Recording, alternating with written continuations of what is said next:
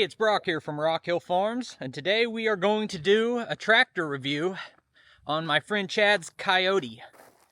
If you guys aren't familiar, this is Chad Doss from the Doss Farms YouTube channel, and we're going to put his machine through some paces. So you want to tell them what kind of tractor you have and what you use it for? I use it for just about everything, from landscape jobs to moving hay. I've done 6x6 bales. I've done 5x6. I always make sure there's rear ballast. You know, I put a bale on the back, same size as one on the front. Never had a problem. But this is, and I'm big on Kioti. I've been very pleased. This is a Kioti DK 4710 HST, so it's hydrostat. The SE got you a couple of options. Off the top of my head, I think the rear controls was one. Probably a couple more things. Like it's not the basic, but it's not the top because it's not a cab, obviously. But it's done everything I've asked of it. It's got a cup holder, and I've already been working this morning. But you actually helped me. We put a what am I trying to say? Continuous flow on it. So we got a third function on the front. And it's done pretty much everything. I've got a bucket, I got a bale spear for the front and back. I've got the, like your pallet fork, like for your deck, you can put a hitch on it or pallet forks. So you guys know I did a series comparing all different brands in this size and horsepower range. But when I looked at Kioti, I looked at their top-end premium, more expensive model and compared it to some of the other ones. And this is a little bit more affordable. I got to run it with the Lane Shark for 15 minutes or something, and today we're going to get a little bit more seat time in it. This is DK 4710. So the 10, the DK and the 10 tell you the size of the tractor and the series number. 47 is the horsepower. You can get basically the exact same machine in like a 55 or a 60, and you're going to pay more, but the machine will have the same lift capacity. So when you're looking at a machine in a certain series and deciding which horsepower to get, the horsepower does not make it lift more or pull harder, really. It mainly, where you need that extra horsepower is if you're doing something on your 3-point that requires that much horsepower. And in most cases, most people are not maxing out that horsepower. So sometimes you can save some money and get just as much work out of it.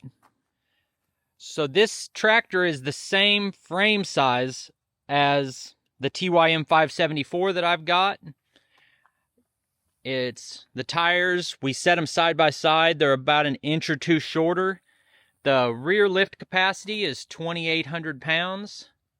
And the front is 2,475 listed, with 3,800 pounds of breakout force at ground level. And that's right in line with all the competitors as far as lift capacity. That's going to be more than John Deere or Kubota, but a little bit less than the TYM or LS. Nice wide front tires, good size. It's got a heavy axle on it. Here's our third function that we put on it. This is a WR long with a continuous flow for running something like he's got a Lane Shark or an auger or something like that. How many hours did you say you have on it? 270. And how much stuff have you broke? It comes with a step over there to get up in. Ripped that off like week 1. Just popped right over something and caught it on a log or a stump. I don't know. But that was pretty much it. Serviced at 50 hours, serviced at 250. It's supposed to be 200. Wearing a little bit long. But yeah, it's not letting me down yet. Installing this was rather easy. If guys are looking, you did that. But once we figured out what to look for, it wasn't hard. And we've seen some that involve like removing the wheel well, and so. Yeah, and I'm doing the same basic install on the TYM this week. It's very similar, and the only confusion we had was figuring out where the power beyond was on the loader joystick. Once you figure out which line that is, it's a pretty easy install. All right, well, that's the basics of it. Let's do a little bit of work. And we didn't talk about my hourly rate that I get for running your tractor. Yeah, we'll talk about it. I got a bunch of juice boxes. Knock yourself out.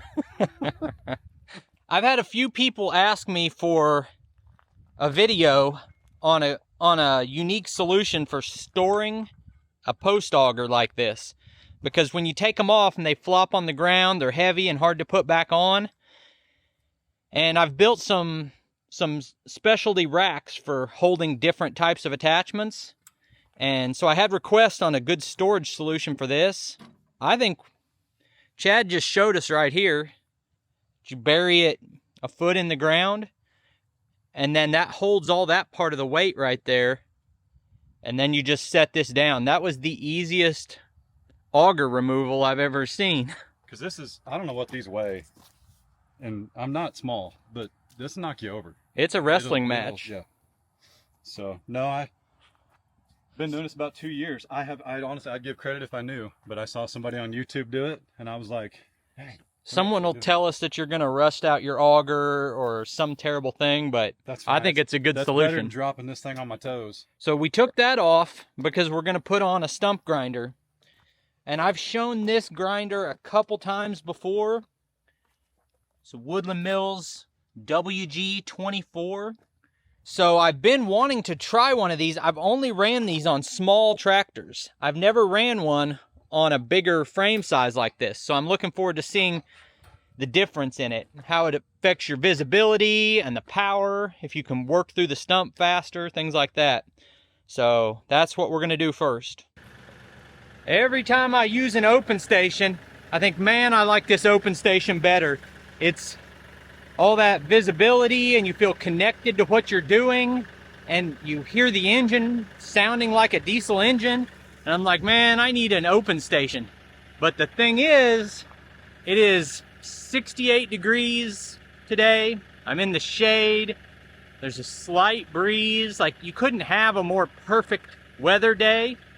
And when you're brush cutting and it's 95 and that wind is blowing all the dust off of the field into your face, it's a different story.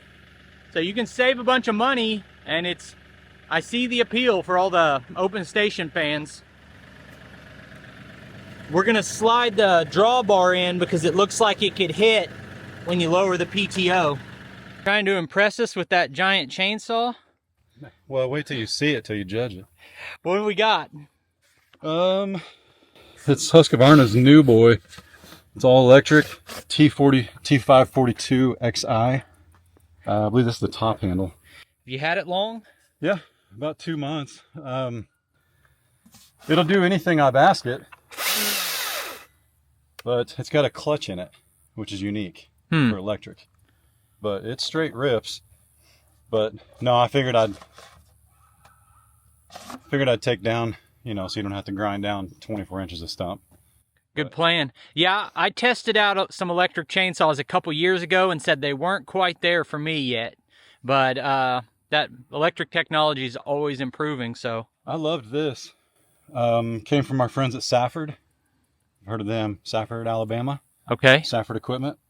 But I love it. I think there's a 14, 16, 18, or it's a 16, 18, 20. Pardon me if I don't get the right one there. But no, it's hang on your belt light, climb a tree, which I don't do, but if somebody did. Yeah, that climbing trees is too much for me. People say all the time, why don't you just climb up to the top and limb that before you cut it down? That's a good idea for somebody, not for me, probably. For the record, I have bigger saws, Brock. Uh-huh. Okay. But they said I'm supposed to be testing it, so that's the idea. But man, also, if electric saws will do the job, it's so much less hassle to just pull the trigger and it goes. So if any of you guys are not familiar with Chad's channel, it's called Doss Farms, and he has another channel called Doss Outdoors. And he does some of the same kind of stuff I do with tractors and equipment and stump removal and firewood and stuff like that. But he also has a lot of animals, cattle, things like that are in his videos as well. So if If you haven't seen it, go check out Doss Farm.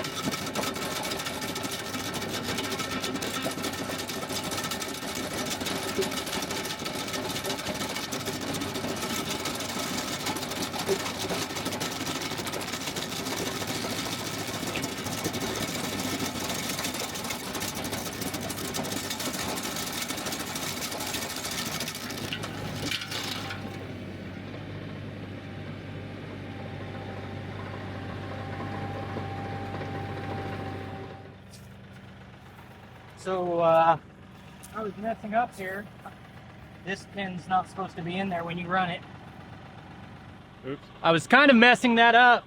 There's a pin you're supposed to move that allows the grinder head to tip up. So if I go too fast, I'm gonna bog the tractor, could break something, and you're just pulling against something solid. You let that out, and if you go too fast, it'll pivot up, and you watch for that to pivot. That tells you to slow down or back up.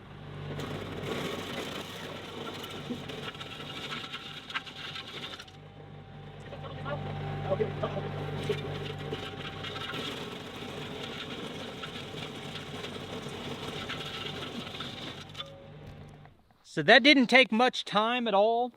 I've wondered for a while now whether it's better or worse to run this on a bigger tractor.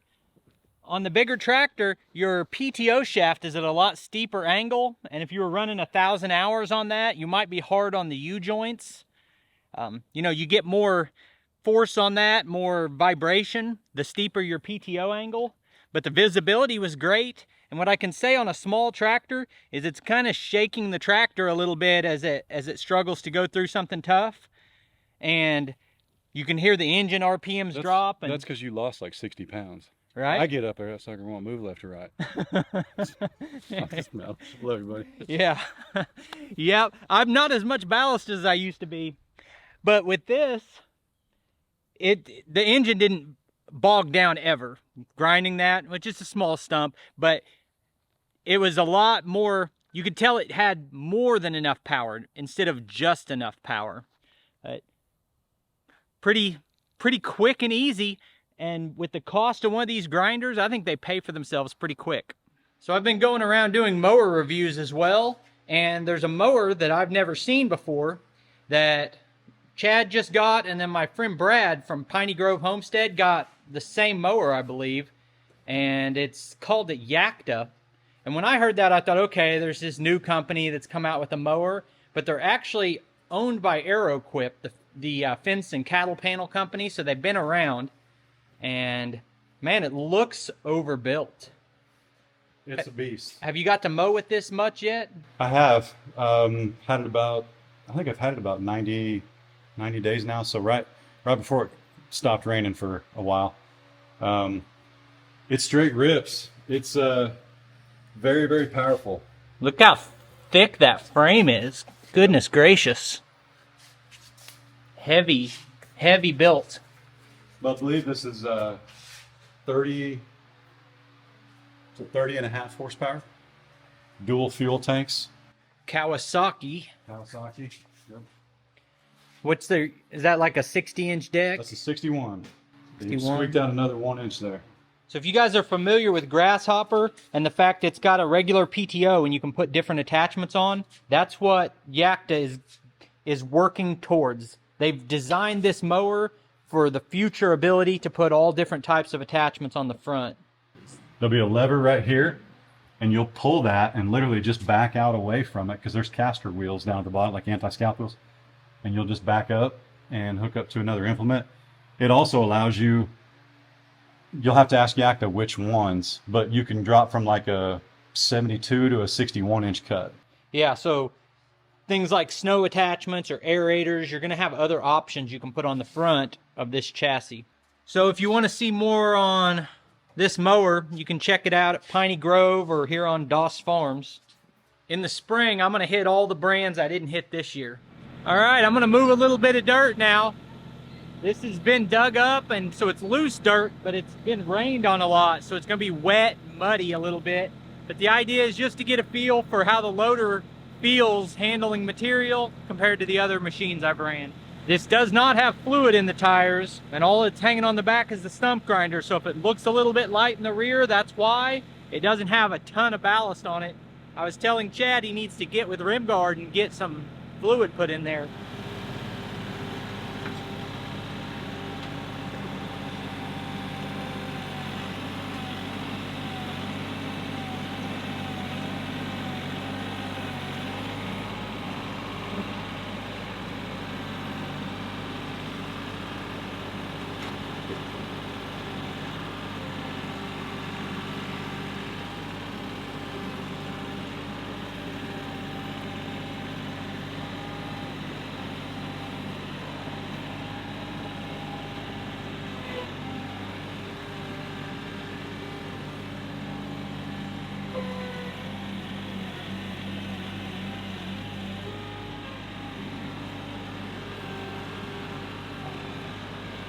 Loader feels great moving that dirt around. Doesn't have any extra weight on the back, but pushed into that without spinning the tires. The machine has a nice feel to it, pretty well priced. I would absolutely buy one of these.